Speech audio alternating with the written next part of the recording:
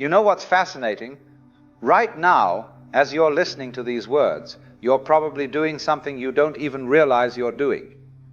You're playing a game, several games actually, and these games are costing you everything, your peace, your joy, your very life, and you never even agreed to play them. Now here's where it gets interesting.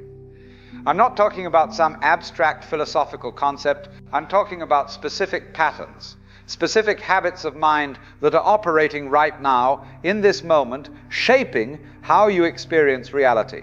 And the beautiful thing, the absolutely extraordinary thing, is that you can quit these games immediately, not gradually, not after years of meditation or therapy, immediately. Because once you see a game for what it is, once you recognize the trick, you can't be fooled by it anymore. The spell breaks, just like that. We're going to look at 7 of these games together. 7 patterns that the spiritually awakened soul simply stops playing. And when I say awakened, I don't mean someone sitting on a mountaintop in robes. I mean someone who sees clearly, someone who's recognized these games and walked away from them. So let's begin. Because what I'm about to show you isn't theory, it's about your actual experience right now. And once you see it, you can't unsee it. Listen to that voice in your head. You know the one, it's whispering right now, there's not enough. Not enough money, not enough time, not enough love, not enough success. And because there's not enough, you must grab, compete, accumulate, protect what's yours before someone else gets it. This is the first game, the scarcity game. And here's what makes it so insidious. It feels completely real. It feels like you're just being realistic, responsible, practical. But watch what happens. You get the raise and within days you're worried about the next one. You achieve the goal and immediately a new goal appears, more urgent than the last. The finish line keeps moving because the race was rigged from the start. Why? Because the scarcity isn't out there in the world. It's in here, in how you're perceiving the world. Look at nature for a moment. Does a tree produce one seed, carefully rationed? No, it produces thousands of acorns, thrown out with wild abandon. Does the sun ration its light? Does the ocean count its waves? Nature operates on abundance, outrageous abundance. The scarcity you feel is a human invention, created by ideas of ownership and borders, and the notion that pieces of the universe can belong to isolated individuals. But you are not separate from this abundant universe. You are an expression of it. The same creative force that scatters stars across billions of light years is the force living through you. When you see through this, really see through it, your body relaxes. That anxious clutching releases. And suddenly you notice abundance everywhere, in the generosity of strangers, in the infinite variations of each moment, in your own creativity that expands rather than depletes when you use it. Here's the paradox. When you stop gripping from scarcity, things flow more easily. Not because the world changed, but because you're no longer wrestling with it. You're dancing instead. Now the second game is particularly vicious, comparison. Your neighbor buys a new Cadillac, and suddenly yours seems inadequate. Your colleague gets promoted, and you feel you've fallen behind. Someone's marriage looks perfect from the outside, and you wonder what's wrong with yours. But here's what you're missing. You're comparing your insides to their outsides. You know every doubt in your mind, every fear, every moment of confusion. You live with yourself around the clock. You see yourself first thing in the morning, unprepared, unpolished. But them, you only see their public presentation. That man in the expensive suit walking down the street, you think, there goes success. But you don't see the marriage falling apart, the debts he's hiding, the desperation behind his confident smile. You're comparing your complete, messy reality to his carefully constructed appearance. And comparison assumes there's some universal measuring stick for all lives. But who created this standard? A businessman in Manhattan measures success one way. A farmer in Iowa measures it completely differently. A musician, a monk, a mother. Each has their own metric. Yet we torture ourselves trying to live up to standards that have nothing to do with our actual nature. Your life is your life. This exact combination of your gifts and limitations has never existed before and never will again. So what are you comparing it to? I knew a man who spent 40 years measuring himself against his older brother's business success. 40 years of envy eating at him. And when his brother died suddenly, he confessed, "I wasted my entire life comparing when I could have been living." When you quit this game, all that energy hemorrhaging into envy becomes available for actually living. You discover what genuinely interests you, not what you think should interest you, and you can look at someone else's success and appreciate it without feeling threatened, because it's not a comment on your worth.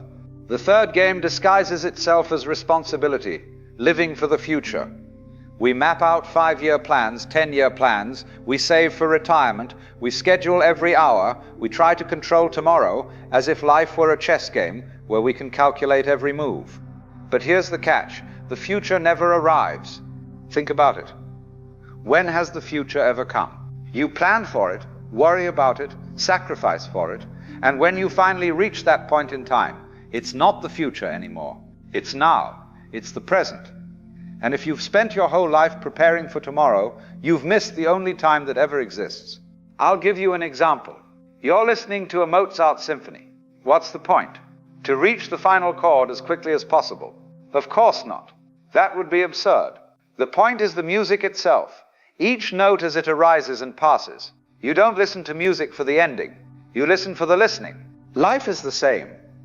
It's not about reaching some destination where you can finally relax after the degree, after the career, after retirement. There's always another after. You're always preparing for a tomorrow that recedes like the horizon.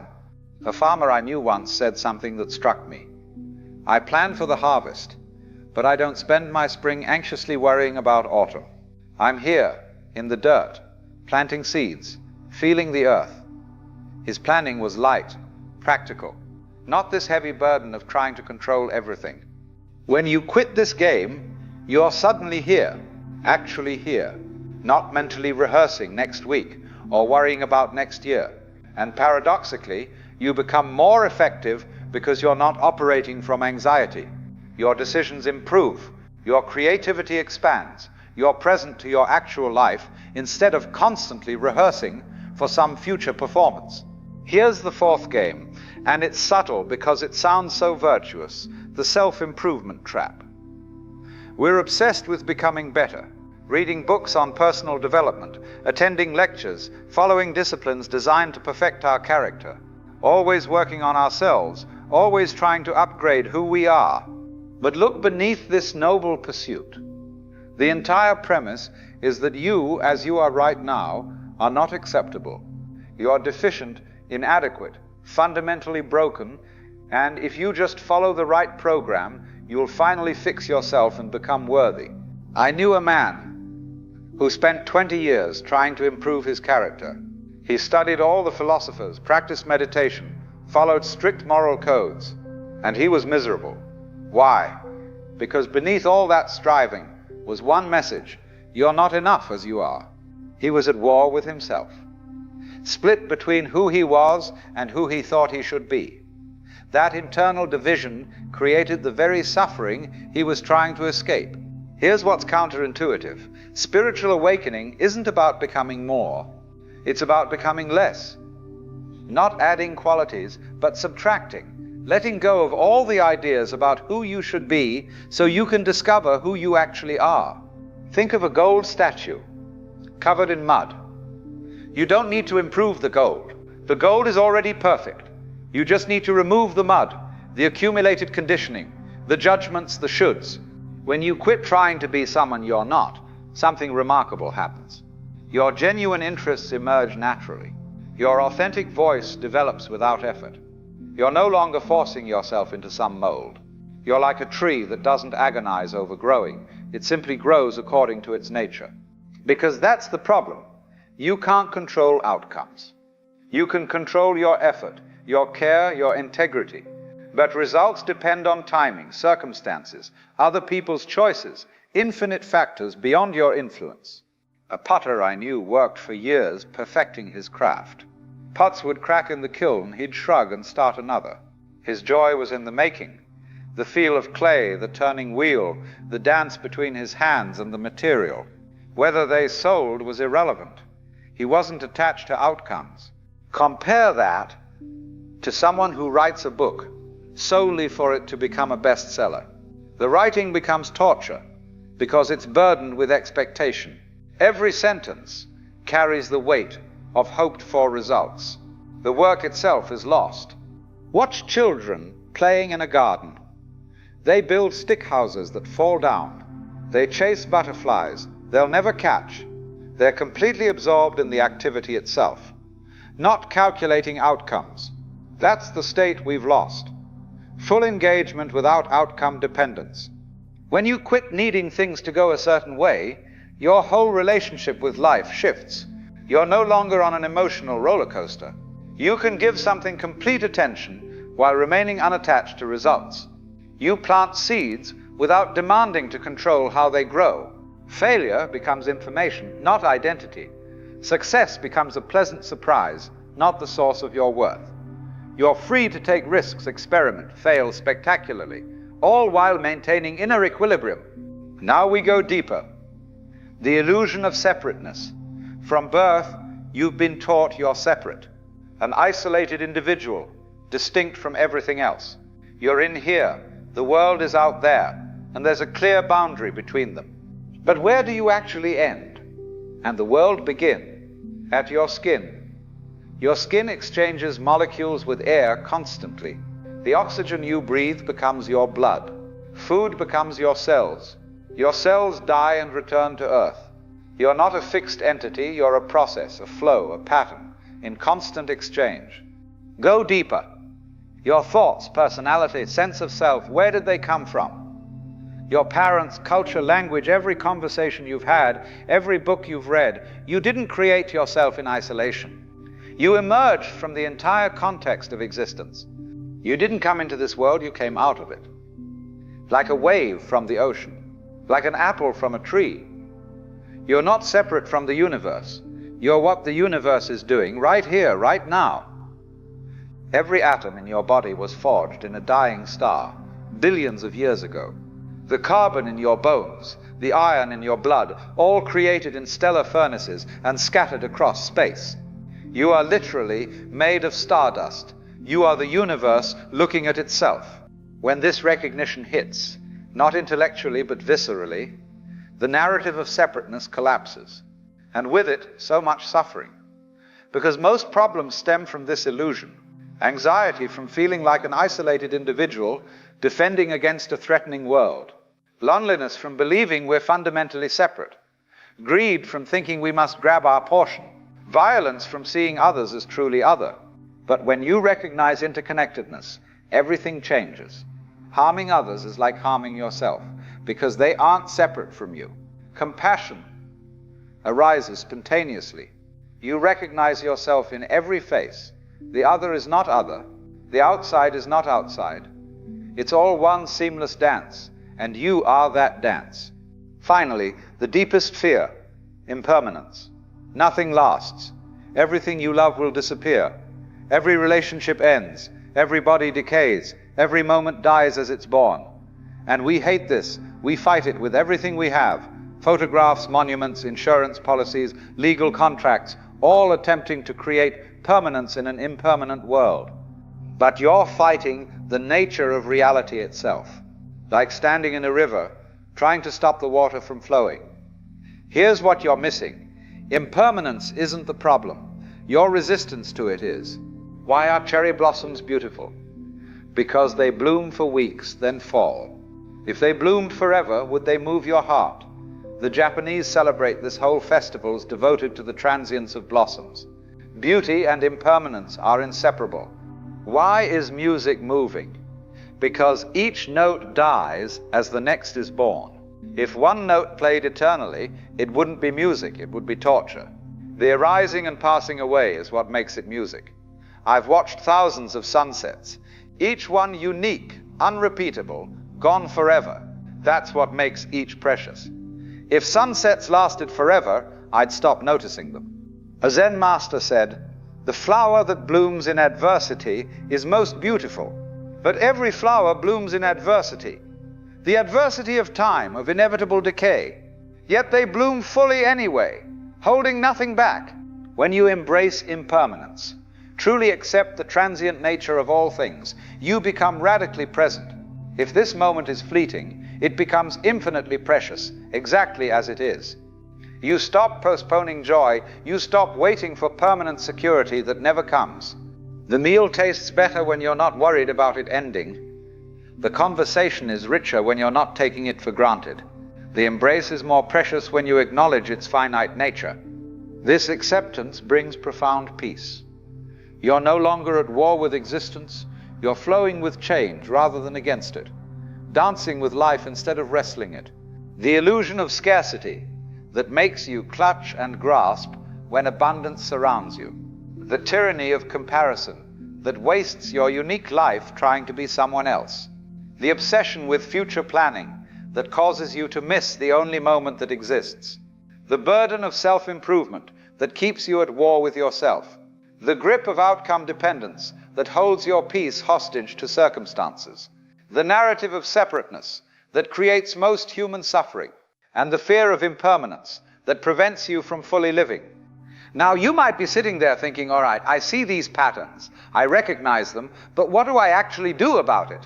How do I live differently? And this is the crucial point, the point where most teachings leave you hanging. So let me be very clear about what happens when you truly see through these games. First, understand that seeing is the solution.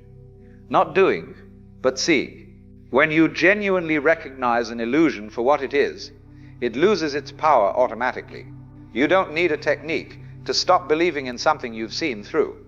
If I show you how a magic trick works, you don't need a method to stop being fooled by it. The recognition itself is the liberation. But let's be practical. How does this recognition translate into your daily life? When you catch yourself in the scarcity game, and you will catch yourself because these patterns run deep, pause. Just pause. Look around. Notice the air you're breathing freely. Notice that your heart is beating without charging you.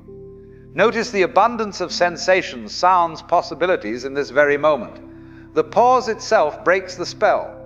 You're not trying to convince yourself of abundance.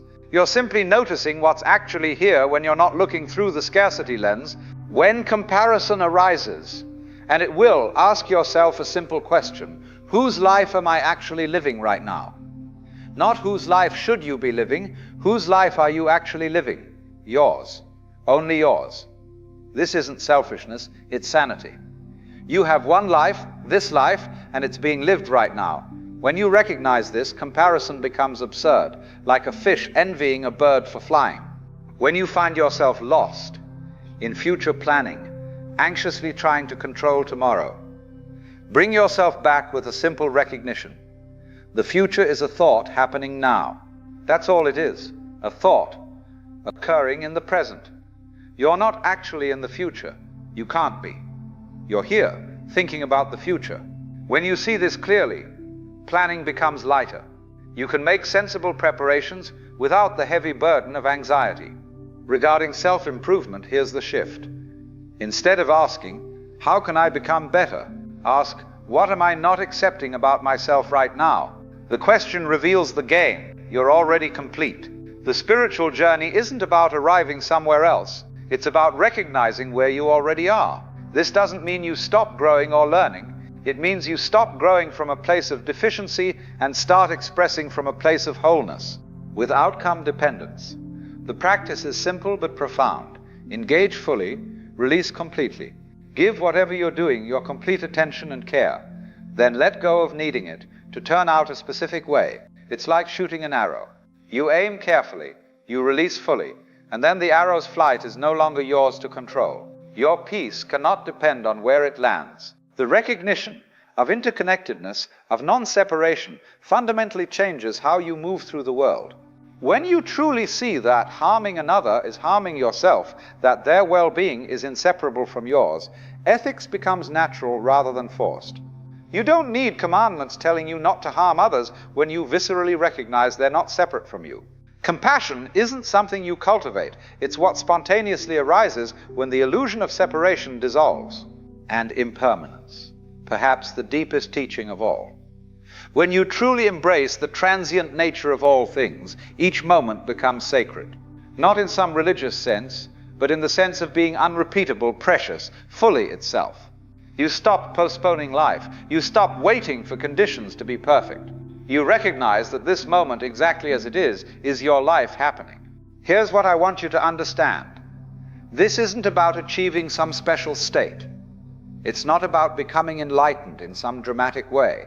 It's about seeing clearly what's actually happening, rather than what you've been told is happening. It's about waking up from the dream of these games and recognizing the reality that was always here. The awakened soul isn't someone who has reached some distant goal. It's someone who has recognized that there's nowhere to reach, nothing to acquire, no one to become. They've quit the games not through effort, but through seeing. And in that seeing, they're free to actually live, not someday, not after achieving certain conditions, but right now in this moment, in this breath, in this mysterious, beautiful, fleeting experience of being alive. You don't need years of practice to see through an illusion. You just need to look clearly, honestly, without the filter of what you've been told to see. And when you do, when you really do, something extraordinary happens. Not to you, but as you. Life stops being a problem to be solved and becomes a dance to be danced. And you realize you've been dancing all along. You just forgot to notice. This is what I'm offering you. Not a technique, not a method, not another self-improvement program to add to your collection. Just an invitation to see, to recognize the games, to notice what happens when you stop playing them. The freedom you're seeking isn't in the future. It's not after you've achieved enough or improved enough or figured enough out. It's here, right now, in the simple recognition of what's true. And what's true is this: you are enough. You've always been enough. The universe doesn't make mistakes, and you are an expression of that universe. So quit the games. Not gradually, not eventually, immediately, through seeing them for what they are, and discover what was always here, hidden beneath all the noise and striving and fear. This moment, this breath, this irreplaceable experience of being alive. That's it, that's everything. And somehow, impossibly, miraculously, it's enough. Welcome home.